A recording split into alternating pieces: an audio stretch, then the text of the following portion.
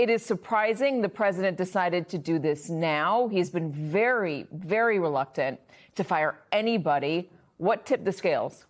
I want to let Jake get into this, to your point on the congressional side. At the same time, it is remarkable what happens when Republicans in leadership positions, Republican prominent senators like John Kennedy, speak up and ultimately essentially sort of back up the president in a time in which he already had concerns and was already thinking about moving forward with a decision like this to remove Kristi Noem from her position.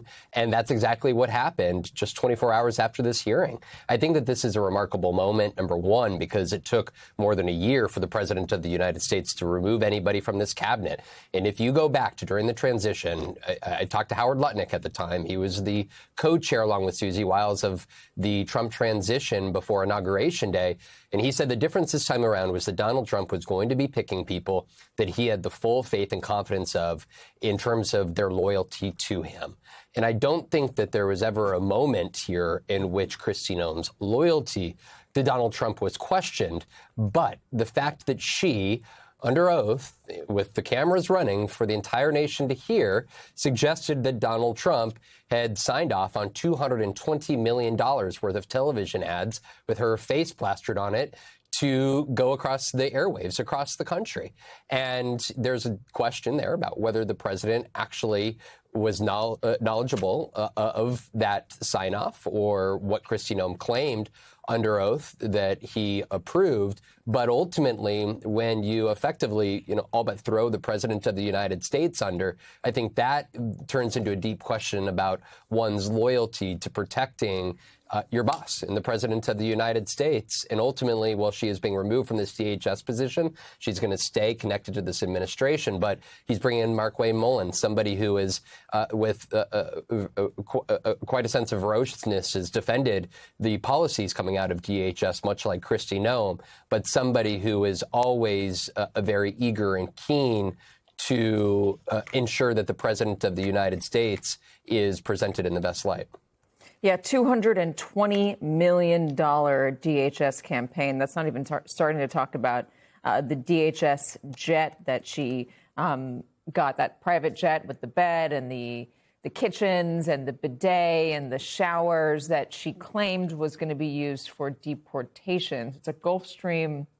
I think it was a Gulfstream. I'll get the details on that in a second. This is all happening very quickly. But, Jake, it's interesting that the tipping point came after the congressional testimony. Democrats hit her very hard. But there were two Republicans in particular that just eviscerated her. One of them, not surprising, Thom Tillis. He has been very vocal, very vocal. But Senator Kennedy from Louisiana as well. Explain the dynamic in Congress. They hate her. That's the plain and simple dynamic. They don't trust her. They think she's mismanaged the department. They think she's just generally been a bad DHS secretary, an ill fit for the job. I mean, that's the basic of it.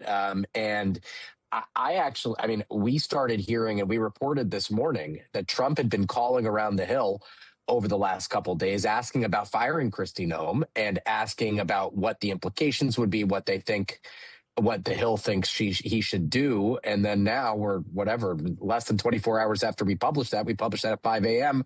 and she's gone. Listen, I know it's trite to say, Katie, but Trump cares about maybe too much, maybe just enough about public appearances and inspiring confidence in the president for sure, but in others. And Kristi Noem, in his view, clearly, according to people who have spoken to him, she was not doing that at all. And I think on top of that, remember, he has not replaced anyone in his cabinet thus far, which is a marked change from the first administration. Hold on 1 second. We're not going to listen? Okay, I'm sorry. My control room just says that Kristi Noem is live right now talking in Nashville. I'm sorry to interrupt you. She's talking about DHS policy. I think we should dip in for a moment and see if she addresses the fact that she's been fired. Maintain our electrical grid and our critical infrastructure such as water and systems that we rely on every day to help the American people be safe and to still have their way of life. We also have CISA, which some of you may have worked with them. which is our cybersecurity agency, which goes out and not only hunts down bad actors that would attack us on our cyber systems, but also gives us mitigation measures for how we can harden our systems. All of these entities work together to serve the American people and to make sure that we're prepared for any threats that we may face, but also respond to them in a way that honors what our ideals are. The sacred duty of our government truly is that people are entrusted to secure the rights also of all the American people. You know, the Declaration of Independence states that governments derive their powers from the consent of the governed, which is the people. The people give us the right to do our jobs each and every day. And as long as this world is fractured and as long as human nature is fallen, we will need brave men and women who step up and serve and enforce our rights and our laws and our values. And that's what it is not clear right now whether the secretary knows she's been fired. I'm not sure if she started speaking, I'm serious, before or after the president sent out this Truth Social note, or whether he alerted her ahead of time. I don't know. I just don't know. Me either. But I will. I'll read you, just for everyone's edification, what the president said on Truth Social. Somebody give me a time check on when this was released. I think it was just a couple minutes ago. I'm pleased to announce that the highly respected United States Senator from the great state of Oklahoma, Markwayne Mullin, will become the United States Secretary of Homeland Security effective March 31st. The current secretary, Kristi Noem, who has served us well and has had numerous and spectacular results, especially on the border, will be moving to the special envoy for the Shield of the Americas, our new security initiative in the Western Hemisphere we are announcing on Saturday in Doral, Florida. I thank Kristi for her service at Homeland. This was released. God, I want the timestamp on it. Somebody give me the timestamp on this, please. I'm curious about whether she knew. Maybe she did know if she's being moved, Jake, to this new position as the special envoy for the Shield of the Americas, which is yet to be announced. By the way, 1:41, so almost 30 minutes ago. I don't even know what that is. And let's actually talk about something else that's related to this, Katie. This opens up a Senate seat in Oklahoma. And what does that mean? It means Kevin Stitt, who is the Republican governor of Oklahoma, who is no great friend of Donald Trump's, by the way, will get to appoint a caretaker. I believe Oklahoma state law, and I'm getting clarification on this, meaning I'm going to look for clarification. I believe he appoints a caretaker that can only hold the seat from now, from the appointment, until the next election, which is obviously in November. That's my understanding of the law. And then there has to be an election. Now, Oklahoma is a red state. There's no question about that. So that process will have to play out. And also, I'll note, in this Truth Social, which I'm reading right now, it says Markwayne Mullin will become Homeland Security Secretary effective March 31st, 2026. He needs to be confirmed. This is not like me replacing somebody at Punchbowl News. The United States Senate needs to confirm Mr. Mullin to this role. Now, I will say, I don't think there will be any chance he doesn't get confirmed. I think all Republicans in the Senate will confirm him.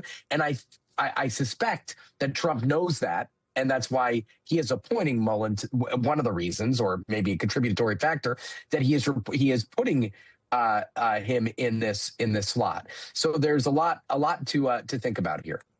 All right. So here's what I know about the appointment in Oklahoma. The process: the governor must act within 30 days, appoints an eligible person until a successor is elected. Oklahoma law specifies that the appointee must have a registered voter of the same political party as the predecessor for at least 5 years before the vacancy. It's going to be a Republican. And then a special election to fill that vacancy has to be held concurrently with the next available regularly scheduled statewide primary and general election. So somebody tell me when the next statewide primary is in Oklahoma, and then we'll know. Again, though, red state. Why Markwayne Mullin, Jake? What does he have to do? What special expertise does he have for DHS? None that I know of, but he is good on television, which Trump cares about. He is incredibly loyal to Trump. I don't think he has. I mean, when you want somebody on Capitol Hill who's going to completely back up the president's prerogatives and political viewpoints, it is Markwayne Mullin who does that. And I think that's the long and short of it. He is very confirmable. He's from a red state. That matters, Katie, because The governor cannot, the governor, it needs to be someone from a state with a Republican governor, or else you're going to lose a Senate seat. So I think all of those things are contributory there. Yeah, that's a very good point. In regards to what is going to change at DHS, I mean, this is at the very least an acknowledgement that things have not been going well. Public perception is bad. The president's numbers on immigration and on deportations have tanked since Kristi Noem has led this. She's called American protesters who were killed by federal agents domestic terrorists and said they were, Alex Preddy was brandishing his weapon. She's been caught in bald-faced lies. And so there's already a change by putting Tom Homan in Minneapolis, taking out the other guy, Gregory Bavino. Does this signal a change in how the department will operate, how agents will behave, how ICE will conduct itself, Jake?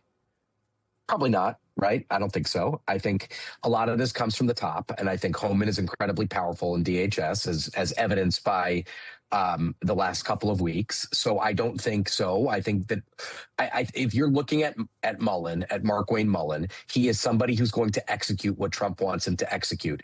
If Trump wants another big push for interior deportations and interior operations, he's going to give Trump that. I would say that Mullen is probably a bit more attuned to politics than Noem. That's just my sense. And by the way, they are friends. They're good friends from their service together in the House in the early 2010s. But I think that this is a department that is so important to Trump that Trump is calling a lot of the shots. And I just don't think you could forget that. I think that's going to be, I don't think that there's going to be anything that's markedly different with Markwayne Mullen running DHS as it was with Kristi Noem.